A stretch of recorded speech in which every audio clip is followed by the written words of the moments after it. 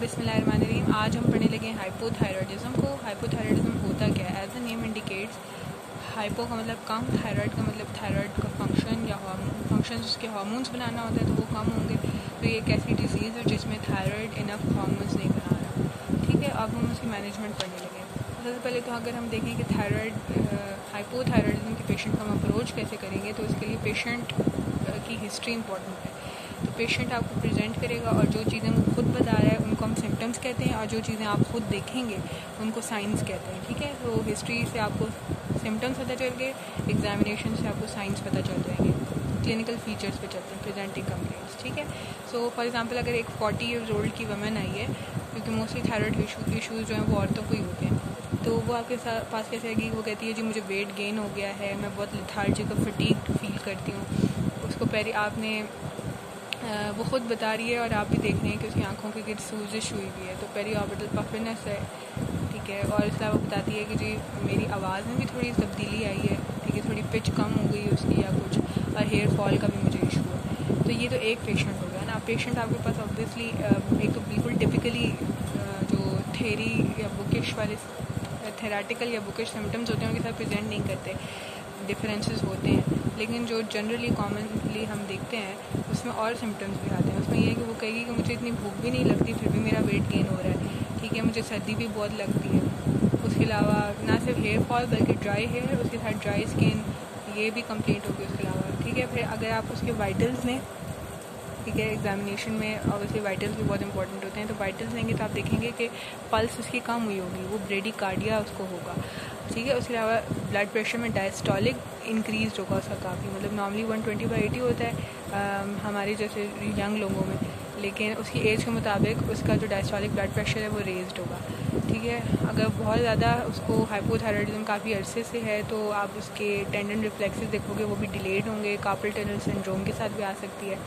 अगर कोई young lady है तो वो आपको हैवी मेंस्ट्रुअल ब्लीडिंग यानी मेनोरेजिया का भी कंप्लेंट बताएगी। अगर वो रिप्रोडक्टिव एज में मैरिड है तो हो सकता है वो इनफर्टिलिटी का बताए कि वो कंसीव नहीं कर पा रही है। और जो बहुत कॉमन कंप्लेंट होती है ऐसे पेशेंट्स को कि उनको कॉन्स्टिपेशन होता है, और हो सकता है कि इंटेस्टाइनल ऑब्स्ट्रक्शन भी हो चुकी हो ड्यू टू कॉन्स्टिपेशन। ठीक है, तो बहुत वाइड रेंज ऑफ सिम्टम्स हैं जिनके साथ पेशेंट प्रेजेंट कर सकते हैं, और एग्जामिनेशन पे आप बहुत सारे साइंस देख सकते हैं। अब साइंस में कुछ बात करें तो एक तो जो हमने कहा ना कि रिफ्लेक्सेस, जो डीप टेंडन रिफ्लेक्सेस उनके डिलेड आएंगे, तो इस साइन को हम कहते हैं वॉल्टमैन्स साइन।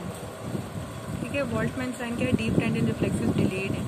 और एक क्वीन एंड साइन होता है। क्वीन एंड साइन बेसिकली होता है कि आपके जो आउटर थर्ड ऑफ आईब्रोज है ना, वहाँ से हेयर लॉस हो रहा होता है, तो ये हाइपोथायरॉयडिज्म का बड़ा कैरेक्टरिस्टिक फीचर है। तो आपने हिस्ट्री ले ली, एग्जामिनेशन कर ली, तो अब तो आपको अंदाज़ा हो रहा है कि जी उसका हाइपोथायरॉयडिज्म है। अब कंफर्म करना है थ्रू इन्वेस्टिगेशंस। ठीक है, तो हमारा प्रोविजनल डायग्नोसिस क्या है? हाइपोथायरॉयडिज्म। अब हाइपोथायरॉयडिज्म बहुत तरह का होता है ना, तो बिफोर कंफर्मिंग आप खुद अपने जहन में एक स्केच सा बना लें कि जी इसकी जेनेटिक कॉज भी हो सकती है, एक्वायर्ड या एनवायरमेंटल कॉज भी हो सकती है। अब थोड़ा यंग एज में अगर आपके पास पेशेंट प्रेजेंट कर रहा है तो यकीनन जेनेटिक कॉज होगी। ठीक है, यकीनन नहीं लेकिन मोस्टली अगर जो जेनेटिक प्रॉब्लम्स होते हैं ना वो यंग एज में पता चल जाते हैं। तो जेनेटिक कॉजेज़ में आपके पास हो सकती है कंजेनिटल कॉज हो सकती है जिसमें डिसहार्मोजेनेसिस है, और थायराइड एप्लेजिया। डिसहार्मोजेनेसिस में क्या होता है कि थायराइड का फंक्शनल मसला है कि वो हार्मोन्स बना नहीं रहा, और एप्लेजिया या डिस्प्लेजिया में होता है कि थायराइड या डिसजेनेसिस जिसको कहते हैं कि थायराइड ग्लैंड खुद बना ही नहीं हुआ।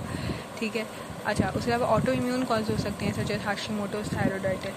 ठीक है, फिर उसके अलावा हमारे पास जो कॉजेज़ हैं उसमें एक्वायर्ड या एनवायरमेंटल कॉजेज़ हैं। एक्वायर्ड एनवायरमेंटल को मैंने फर्दर दो में क्लासीफाई कर दिया है कि डाइटरी कॉजेज़ हैं और आइट्रोजेनिक कॉजेज़ हैं। ठीक है, तो जो डाइटरी कॉजेज़ हैं उसमें ये कि आप किसी हिली एरिया में रहते हैं जहाँ पे आयोडीन अवेलेबल ही नहीं है आपकी डाइट में। ठीक है, और उसके अलावा ग्वाइट्रोजेनिक फूड्स लाइक कॉलीफ्लावर, केल वगैरह जो खाते हैं, ठीक है, वो ग्वाइटर भी कराती हैं, वो हाइपोथायरॉयडिज्म भी करा सकती हैं। जो आइट्रोजेनिक कॉजेज़ हैं ना उसमें मैंने फर्दर दो क्लासीफाई कर दिया, मेडिकल, सर्जिकल। मेडिकल मीन्स कि आप कुछ ऐसे ड्रग्स ले रहे हैं जो आपको हाइपोथायरॉयडिज्म करा रहे हैं। उसमें क्लास 3 एंटी एरिथमिक एमियोडारोन आ जाती है, एंटी डिप्रेसेंट है एक लिथियम, ये बहुत साइकेट्री में कॉमनली यूज़ होने वाली ड्रग है, और एंटी थायराइड मेडिकेशन। अब कोई बंदा हाइपर थायराइड है और वो उसकी मेडिसिन ले रहा है लेकिन उसने अपने टेस्ट ही नहीं कराया और देखा कि जी उसको हाइपोथायरॉयडिज्म वाले सिम्टम्स आने शुरू हो गए, या फिर ये कि उसने गलती से ओवरडोज कर ली। तो ऐसे पेशेंट्स भी बहुत कॉमनली जो है ना हाइपोथायरॉयडिज्म के साथ प्रेजेंट करते हैं। सर्जरी, अब ऑब्वियसली किसी को गोइटर था, ठीक है, उसको प्रेशर सिम्टम्स आ रहे थे, उसने सर्जरी करा ली, तो थायरॉयडेक्टमी बहुत सारी टाइप्स की होती है, सब टोटल नियर टोटल, तो उसने वो करा ली, तो हो सकता है कि ऐसा पेशेंट हाइपोथायरॉयड हो जाए। इसी तरह से radio active iodine ablation, basically ऐसा होता है कि जिनको थायराइड का कैंसर वगैरह हो, मेटास्टेटाइज कर गया हो ना, तो अच्छा ये बात याद रखें कि थायराइड कैंसर को कहा जाता है कि ये अच्छा कैंसर है क्योंकि ये ट्रीटेबल है, ठीक है। तो अगर किसी ने किसी को थायराइड कैंसर था, वो मेटास्टेटाइज कर गया बॉडी में डिफरेंट जगहों पर, तो हम हमेशा क्या करते हैं कि पहले तो थायरॉयडेक्टमी कर देते हैं, फिर उसके बाद फुल बॉडी आयोडीन स्कैन करके देखते हैं कि कहीं रह तो नहीं गया कोई, और अगर कुछ रह गया है कैंसर का पोर्शन, ठीक है, तो हम उसको एलिमिनेट करते हैं through radio active iodine ablation. तो ऐसे पेशेंट्स जो कि रेडियो एब्लेशन यूज़ करते हैं, अंडरगो करते हैं, उनमें भी हाइपोथायरॉयडिज्म हो सकता है। और याद रहे कि जो रेडियो एब्लेशन होती है ना, उसमें आयोडीन 131 यूजुअली यूज़ होती है, उसके अलावा आयोडीन 127 भी यूज़ होती है, दोनों उसके रेडियो एक्टिव आइसोटोप्स हैं। नेक्स्ट हम आ जाते हैं इन्वेस्टिगेशंस में। इन्वेस्टिगेशन में हमेशा याद रखें कि थायराइड का कोई भी प्रॉब्लम आप सस्पेक्ट कर रहे हो, उसके लिए स्क्रीनिंग टेस्ट हमेशा सीरम TSH होगा, ठीक है। तो हमने सीरम TSH खाली वो करवा के देखना है, उसके अलावा हम थायराइड फंक्शन टेस्ट भी करा सकते हैं, ठीक है। तो सीरम TSH आप करवाएंगे किसी भी हाइपोथायरॉयडिज्म के पेशेंट में, तो वो बढ़ा हुआ मिलेगा आपको।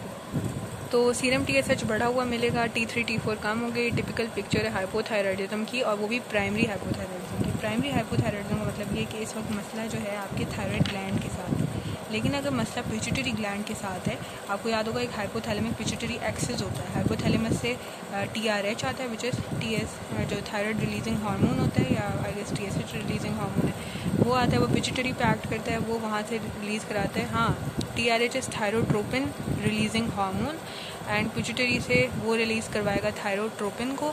Thyrotropin is actually your TSH, ठीक है, which is thyroid stimulating hormone, वो थायराइड पे एक्ट करेगा, और वहाँ से थायरोक्सिन जो कि T4 है और T3 को ट्राईआयोडोथायरोनिन को रिलीज़ कराएगा, वो बॉडी पे एक्ट करेंगे। डिफरेंट फंक्शंस उनके हमने फिजियोलॉजी में पढ़े हुए हैं। तो अब ये कि अगर तो आपने TFTs कराए और आपको T3 T4 कम मिल गए और TSH बहुत बड़ा हुआ मिला, तो आप समझ जाओ कि उसको प्राइमरी हाइपोथायरॉयडिज्म है, ठीक है। अगर तो उसका TSH भी कम है, T3 T4 भी कम है, तो इसका मतलब पिट्यूटरी में मसला है या फिर हाइपोथैलेमस में मसला है। So this would be due to hypothalamus failure, this would be due to the failure of pituitary gland, and this would be due to a defect in your thyroid gland. तो ये तो main test हो गया thyroid के लिए। उसके अलावा हम कुछ एसोसिएटेड और टेस्ट भी करा सकते हैं, उसमें आता है CK LDH, ये दोनों बड़े हुए होंगे।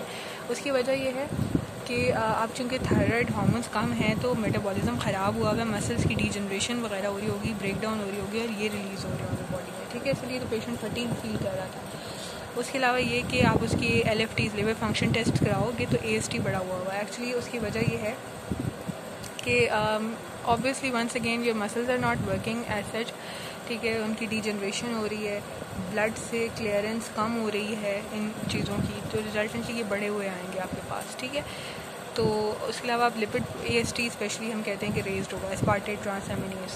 लिपिड प्रोफाइल कराएंगे तो इसमें आपका कोलेस्ट्रॉल रेज्ड होगा। आप कोलेस्ट्रॉल क्यों रेज्ड है, अगेन इसके भी यही वजह है कि LDL HDL में कन्वर्ट नहीं हो रहा, और हाई LDL की वजह से टोटल कोलेस्ट्रॉल भी बढ़ा हुआ होगा, ठीक है। और फिर इलेक्ट्रोलाइट्स कराएंगे, आप देखेंगे सोडियम भी रिड्यूस्ड है आपका।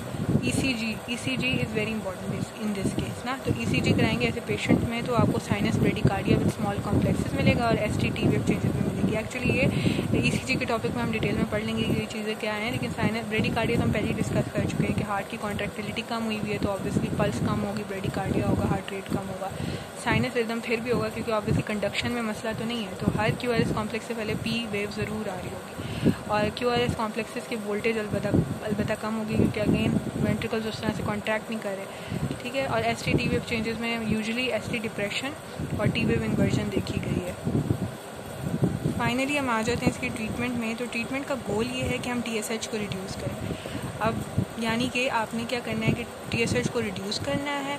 अगर वो हमें कैसे पता चलेगा कि ट्रीटमेंट के साथ रिड्यूस हो रहा है या नहीं हो रहा, हम थायराइड फंक्शन टेस्ट जो हैं वो कराएंगे।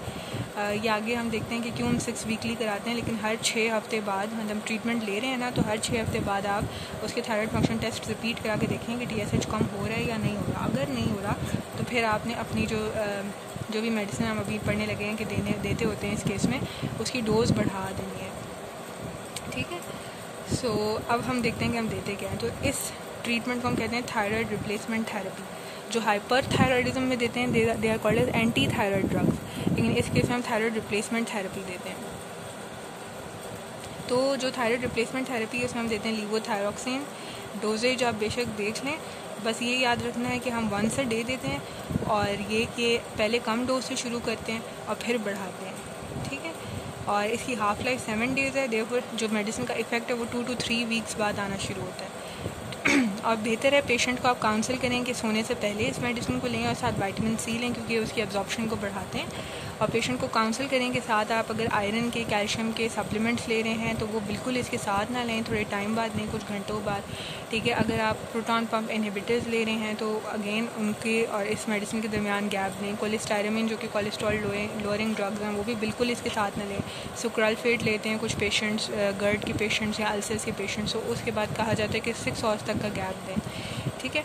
तो उसके अलावा अगर जो पेशेंट्स हैं उनको कोई मैल एब्जॉर्प्शन वाला मसला है, उनको इन्फ्लेमेटरी बाउल डिजीज़ इसीलिए कि उसमें तो सही एब्जॉर्प्शन ही नहीं होगी ना, तो ऐसे पेशेंट्स को या तो ये आप पहले तो इनकी बात कर लेना है जो ये ड्रग्स ले रहे हैं। तो ऐसे पेशेंट को ज़ाहिर है अगर उनकी मजबूरी है ये ड्रग्स ले रहे हैं तो फिर तो आपको लाजमी उनके दरमियान गैप देना पड़ेगा, या फिर अगर नहीं देते और ले रहे हैं फिर भी इफेक्ट नहीं आ रहा तो आप डोज़ बढ़ा दो। जिनको मैल एब्जॉर्प्शन है उनकी डोज़ भी बढ़ा दो, ठीक है। फिर प्रेग्नेंट वुमेन की बात कर लेते हैं। प्रेग्नेंट वुमेन में ना थायराइड बाइंडिंग ग्लोबुलिन जो है वो बड़ी हुई होती है, TBG, ठीक है। तो जिसकी वजह से ये होता है कि इनको ज़्यादा हमें डोज देनी पड़ती है, क्योंकि अगर आप नहीं देंगे, प्रेग्नेंट वुमेन हाइपोथायराइड है तो उसके फीटस में कॉग्निटिव इम्पेयरमेंट आ जाएगी। तो इसमें हम जिस तरह यहाँ पे हम मेंटेनेंस डोज दे रहे थे ना 100 से 150, तो इनमें हम मज़ीद प्लस 25-50 यानी कि तकरीबन 200-250 तक आपको मेंटेनेंस डोज रखनी पड़ेगी, ठीक है।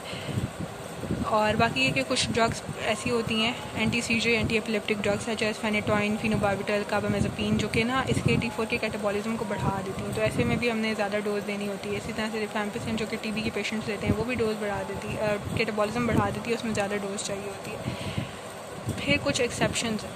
प्रेग्नेंट लेडीज़ की तो हमने बात कर ली कि इनमें ज़्यादा डोज देनी है, क्यों देनी है, लेकिन कुछ जो हार्ट पेशेंट